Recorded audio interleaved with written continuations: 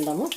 తాలింపు వేసేసుకొని కాస్త ఎండుమిర్చి, తాలింపు గింజలు, కొద్దిగా అల్లం వెల్లిపాయ పేస్ట్ కాస్త వేగినాక ఉల్లిపాయలు. మామూలుగా క్యాబేజీలోకి అయితే ఉల్లిపాయలు అక్కర్లేదు, నేను అది కొద్దిగా ఉంది అని చెప్పేసి కొంచెం ఉల్లిపాయలు వేసుకున్నాం. కొంచెం కరివేపాకు వేసుకుందాము. నేను క్యాబేజీలో ఉప్పు వేసాను, అందుకని కొద్దిగా వేస్తున్నా. ఎందుకంటే మళ్ళీ నేను కారంలో కూడా ఉప్పు వేసి మిక్సీ పట్టుకుంటాను చెప్పాను కదా, కొంచెం మసాలా కారం పొడి ఉంది కదా అది వేస్తున్నా. అందుకని కొంచెం ఉప్పు, కొద్దిగా పసుపు వేస్తున్నా, ఎక్కువ వేయట్లేదండి. ఎందుకంటే మనకు ఆల్రెడీ క్యాబేజీలో ఉప్పు పసుపు వేసి ఉడకబెట్టేసాను. మళ్ళీ మనకు కారంలో కూడా మసాలా కారం పొడి నా దగ్గర అది వేస్తా, అందుకని కొద్దిగా వేసా, లైట్గా, ఎక్కువ వేయలేదు.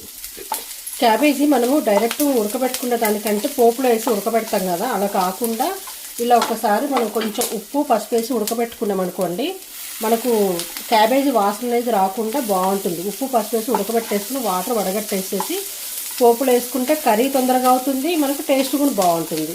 దీంట్లో ఇంకా మీకు నచ్చితే ఇది పెసరపప్పు కానీ శనగపప్పు కానీ అలాంటి నానబెట్టేసుకుంటే బాగుంటుంది. నేనైతే అదేమి ఏమి వేయట్లేదంటే ఖాళీ క్యాబేజీ ఒక్కటే వేస్తున్నా. కాస్త ఉల్లిపాయలు వేసుకుంటే బాగుంటుంది అని చెప్పేసి వేసాను. ఉల్లిపాయలు కూడా అక్కర్లేదు, ఖాళీ పోపు వేసుకొని అల్లం వెల్లిపాయ పేస్టు, కరివేపాకు, పోపు గింజలు వేసుకొని ఎండుమిర్చి వేసుకొని తాలింపు వేసుకునే అలా బాగుంటుంది. ఇదిగోండి ఇప్పుడు వేసేసుకుందాం. ఇది తొందరగా అయిపోతుందండి కూర కూడా, ఎందుకంటే మనకు ఆల్రెడీ మగ్గబెట్టేసా ఉడికిపోయింది కాబట్టి కాస్త మనకి ఈ వాటర్ అనేది ఒక్కటి లాగేసుకుంటే సరిపోతుంది, కూర అంతా రెడీ అయిపోతుంది.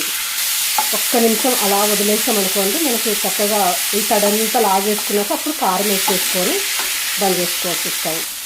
ఇదండి వాటర్ అంతా లాగేసుకుంది కదా, ఇప్పుడు మనకు మంచిగా కారం వేసేసుకుందాం. ఎందుకంటే మనకు వాటర్ ఉన్నప్పుడు వేసేసుకున్నాం అనుకుంటే మనకు కారము ఎక్కువ, మన కూర కూడా అంత టేస్ట్ ఉండదు, వాటర్గా ఉంటుంది. ఇప్పుడు కొద్దిగా కారం వేసుకున్నాం. దీంట్లో నేను జీలకర్ర, ఎల్లుల్లిపాయ, మెంతులు అన్నీ వేసుకున్న కారపొడి అండి. మనకు ఎల్లిపాయ కారం ఎలా ఉంటుందో అలానే ఉంటుంది. కాకపోతే ఎల్లిపాయ కారంలో నేను ఏంటంటే జీలకర్ర, మెంతులు వేయము, దీంట్లో మెంతులు వేసాం కాబట్టి కాస్త మనకు టేస్ట్ కొద్దిగా డిఫరెంట్గా ఉంటుంది.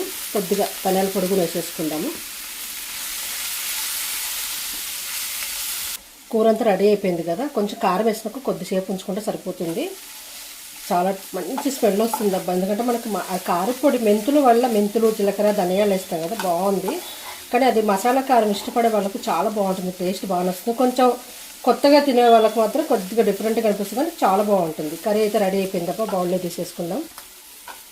సింపుల్గా అయిపోతుంది, ఈజీగా అయిపోతుంది. మామూలుగా మనం డైరెక్ట్ పోపు వేసుకున్నాం అనుకోండి తొందరగా ఉడకదు, ఎంత లేత క్యాబేజీ అయినా కానీ సరే తొందరగా ఉడకదు.